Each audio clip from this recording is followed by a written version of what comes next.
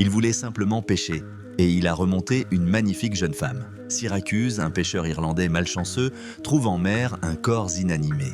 La jeune femme reprend vie, mais ne se souvient plus de qui elle est. Elle refuse d'aller à l'hôpital. Le pêcheur la cache dans la maison de sa mère.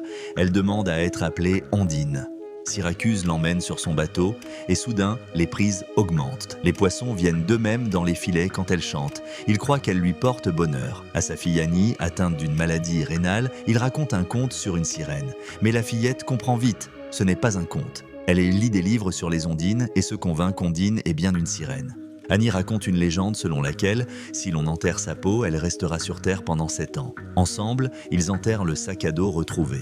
La fillette demande à la sirène « Rends-moi la santé ». Ondine ne fait que sourire à cette requête, mais un homme louche apparaît tout près.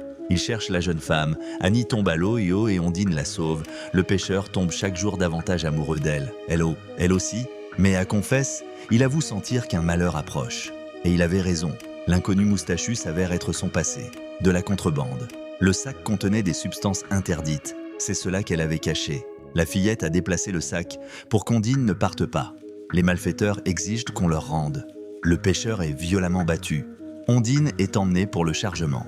Sur le bateau, rien ne se passe comme prévu. L'un des bandits s'en mêle dans les filets et Ondine le pousse à l'eau. Le second est arrêté. La vérité éclate. Elle s'appelle Ioana. Elle vient de Roumanie.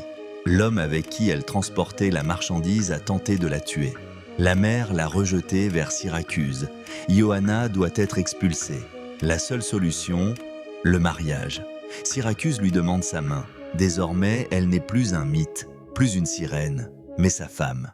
Annie est opérée, elle retrouve l'usage de ses jambes, prend la barre du bateau et les conduit en mer. C'est l'histoire d'une pêche qui s'est transformée en miracle, d'une femme que la mer a rendue et d'un homme qui a su la retenir.